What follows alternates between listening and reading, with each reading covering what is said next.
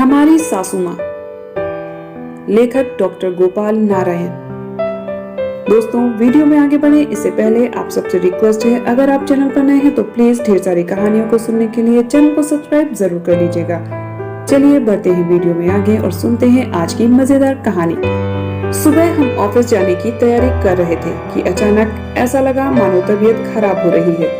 घबराहट होने लगी, सीने में दर्द भी होने लगा और लगा कि हम चक्कर खाकर गिर पड़ेंगे। हमने अपनी श्रीमती जी को आवाज देनी चाहिए तो आवाज गले में दबकर रह गई। पसीना आने लगा। हम सोचने लगे कि क्या करें, वहीं धम से बैठ गए। श्रीमती जी किचन में हमारे लिए लंच बना रही थी। हमें उनके गाने की आवाज सुनाई दे रही थी। अंतिम आवाज श्रीमती जी की हमारे कानों में यह आई थी, ऑफिस जाओ, लेट हो रहे हो, मैंने लंच बना दिया है। कब तक इस तरह फर्श पर लेटे रहोगे? उसके बाद क्या हुआ हमें नहीं मालूम। हमारी श्रीमती जी ने जो कुछ बखान किया वह कुछ इस तरह है, तुम्हें फर्श पर पड़ा देखकर मैं समझी तुम मुझे परेशान करने के लिए लौट रहे हो। मैंने तुम्हें खूब खरी खोटी सुनाई, लेकिन तुम्हारी कोई भी प्रतिक्रिया नहीं हुई तो मुझे हैरानी हुई। मैंने जब तुम्हारे शरीर को देखा तो बर्फ की तरह ठंडा था। तुम पसीने से नहा चुके थे। मैंने तुरंत पड़ोस के खरसे भैया और उनकी बीवी खरसी को बुलाया। वे तुरंत आ गए। उन्होंने बताया कि तुम्हें हार्ट अटैक आया है। सुनकर मेरे हाथ पांव फूल गए। फिर पूरे 3 दिनों तक आपको न जाने कितने इंजेक्शन, न जाने कितनी खून की बोतलें चढ़ाई, तब मेरा सुहाग बच पाया है। कहते कहते हमारी श्रीमती जी की आंखों से गंगा जमुना बहने लगी। हमने बिस्तर पर पड़े पड़े ही कहा, क्यों रोती हो? हमारे नहीं रहने पर तुम्हें अनकप्पा नौकरी मिल जाती, फंड का रुपया रिफंड हो जाता, बीमे के रुपए मिल जाते, अच्छा था तुम्हें चैन मिल जाता। श्रीमती जी ने साड़ी के पल्लू से अपनी तोते जैसी नाक को पोंछा और फिर कहने लगी, क्यों फालतू की बातें करते हो? अगर तुमने ऐसी बातें की तो सच कहती हूँ, खटमलमार दवा पीकर मर जाऊंगी। यानी मरते मरते भी खर्च में डालकर जाओगी? हमने नाराजगी भरे स्वर में कहा। फिर पूछा, यह तो बताओ डॉक्टर ने हमें बीमारी क्या बताई? 3 ट्यूब ब्लॉकेज हैं, कोलेस्ट्रॉल बढ़ गया है। हमेशा कहती थी कि घी तेल वाली व चटपटी चीजें ना खाया करो, लेकिन तुम सुनते कहाँ थे?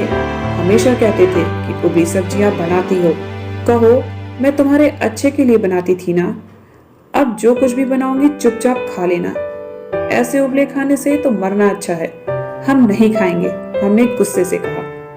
तुम्हें मैं क्या ठीक करूंगी, तुम्हें तो संसार में एक ही ठीक कर सकती है। न जाने किसका नाम लिया, हम सुन नहीं पाए और वे चली गईं। एक शाम श्रीमती जी ने हंसते हुए हमारे कमरे में प्रवेश किया और बताया, शाम को मेरी मम्मी आ रही हैं। आपकी मम्मी आ रही हैं? मगर क्यों? तुम्हें देखने। हम ठीक तो हैं, तो क्या मैं उन्हें आने से मना कर देती? शाम को हमारी सासू माँ आधम की आते ही हमारे पास आई और फटाफट 1 दर्जन हिदायतें दी। अगले दिन सुबह से दूध के गिलास में मलाई बिल्कुल नहीं थी। पराठे खाने को बैठे तो 2 फुलके बिना घी के आ गए। हमने यह देखा तो माथा पीट लिया। यह सब परोसने के लिए हमारी सासू माँ मौजूद थी। खाने से घी गायब था, अंडे नहीं थे और जो फल यानी पपीते, सेब, अनार, आम आदि थे, उनमें से मात्र 25% हम तक आ रहे थे। शेष 75% के छिलके हमने अपनी सासू माँ के बेडरूम में रखी डस्टबिन में देखे।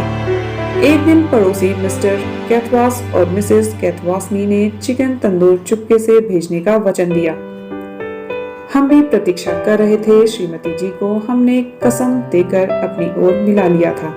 रात को हम मुंह में पानी लिए खाने की प्रतीक्षा कर रहे थे कि तभी हमारी थाली में मुर्गा नहीं बल्कि दलिया लिए हमारी सासू माँ प्रकट हुई और आंखें तरेर कर कहने लगी, मैंने आज आपके दोस्त कैथवास की खूब आरती उतारी है, मुर्गा लाया था नालायक आपके लिए। अरे, हमने आश्चर्य प्रकट किया। मुर्गा है कहाँ? हमने पूछा। हमें आपके मित्र की इज्जत का ध्यान था, इसलिए मुर्गा रख लिया। आप दलिया जल्दी से खा लो ताकि मैं जाकर मुर्गे को निपटाऊं। हमने आंखें बंद करके दलिया खाया, पानी पिया और अपनी किस्मत पर बिसूरते हुए सो गए। हमारी सासू माँ ने पूरा मुर्गा और बटर को निपटाया। यह सिलसिला महीने भर तक चलता रहा। डॉक्टर ने चेकअप किया, रक्त परीक्षण किया और श्रीमती जी को बधाई दी। कोलेस्ट्रॉल तो एकदम 1 महीने में सामान्य हो गया है। ऐसा परहेज 3-4 माह और चलने दे, ब्लॉकेजेस भी अपने आप ठीक हो जाएंगे। श्रीमती जी प्रसन्न हो गई, मगर इतना लंबा परहेज सुनकर हम परेशान हो गए। वजन की मशीन पर हमारी सासू माँ ने वजन लिया, जो पूरा 60 किलोग्राम था। 1 माह में 30 किलोग्राम की बढ़ोतरी हो चुकी थी। सच में हमारी सासू माँ के गालों पर लाली आ गई थी। माशाअल्लाह हेल्थ भी अच्छी हो गई थी। श्रीमती जी ने कहा, जब तक आप पूरी तरह ठीक नहीं हो जाएंगे मम्मी यहीं रहेंगी। हमने कभी विरोध नहीं किया था, इसलिए चुप हो गए। पूरे 3 महीने तक हमें 25% भोजन दिया गया। एक रोज सुबह श्रीमती जी रोते हुए बोली, मम्मी जी के सीने में दर्द है, पसीना आ रहा है, जी घबरा रहा है, बेहोशी आ रही है। हम तेजी से उठे और उन्हें देखा। सच में वे ठीक हमारी तरह ही हो रही थी। हम उन्हें तुरंत अस्पताल ले गए। डॉक्टर ने उन्हें हार्ट अटैक बताया। खाने पीने के परहेज में घी, मक्खन, पनीर, मुर्गा, अंडे सब खाने के लिए मना कर दिया। हम इलाज कराकर उन्हें घर ले आए। घर में उनके लिए बिस्तर लगा दिया।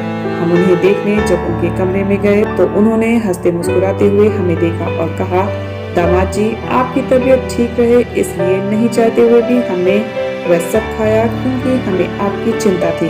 यदि सामान घर में रहता तो आप भला किसी की सुनते? हमारे स्वास्थ्य की आपको कितनी चिंता है सासू माँ, हमने बड़े प्यार से कहा। क्यों ना हो, दामाद बेटे समान होता है। हम प्रेम श्रद्धा से भर उठे और उनके चरण स्पर्श कर लिए।